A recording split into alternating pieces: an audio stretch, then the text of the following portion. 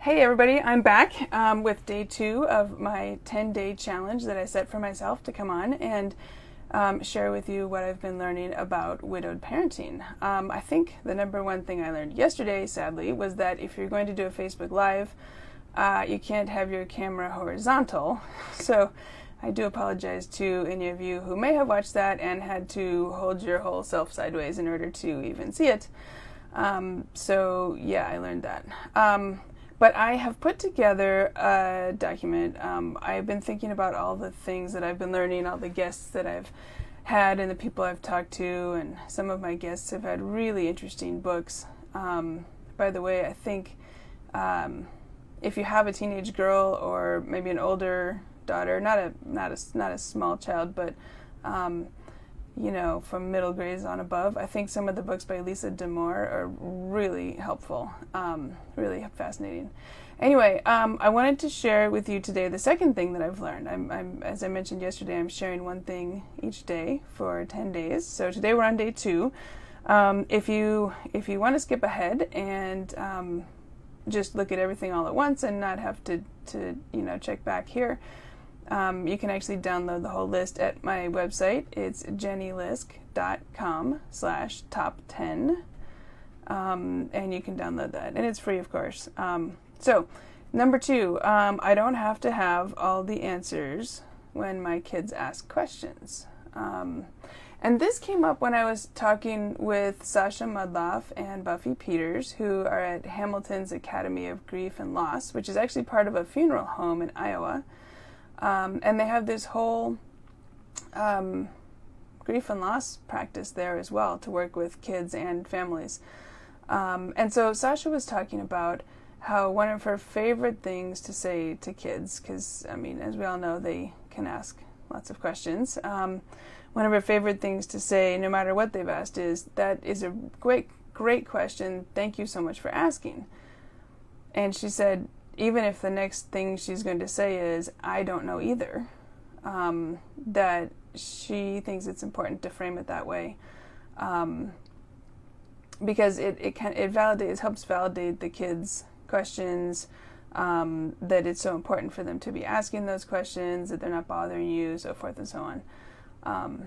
And I think when I think about it, I think there's so many things that kids might ask that I don't know the answer to. Either there's probably a couple of different scenarios. One maybe is the answer is unknowable, like why did my parent have to die, or why did this earthquake happen, or something. To maybe you just don't. It's not something you even can have an answer to. So I like to think about something like, I don't know either, and I really wish I did.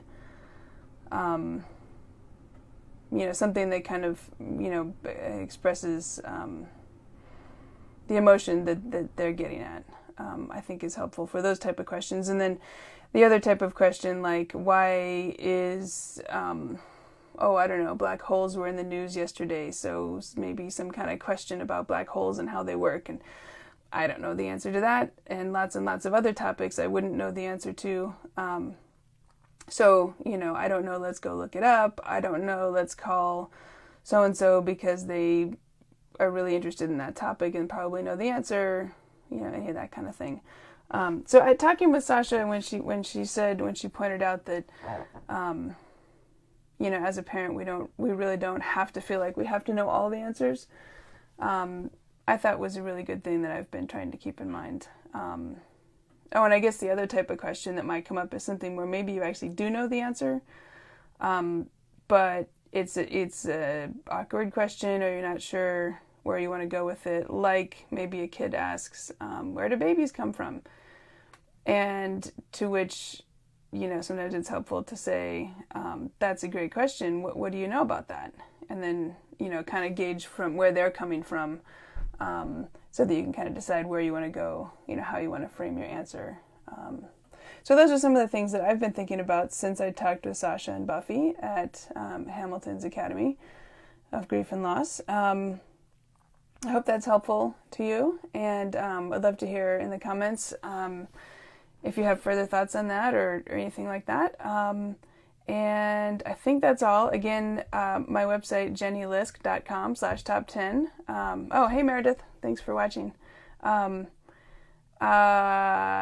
If you want to download all the my observations, what I've learned so far, there's 10 of them, free download, and so you can go to my website and get it. But I will look forward to coming back here tomorrow and sharing with you number 3, which is something that I learned when I was talking with Lisa Damour, who is a fascinating PhD psychologist. So I'll be sharing with you what I learned from her tomorrow. Okay, everyone, hope you're having a great day, and this has been really fun coming on and talking with you here. It's kind of funny having a one-sided conversation, but anyway, hope you're having a good one, and see you tomorrow. Keep smiling. Bye.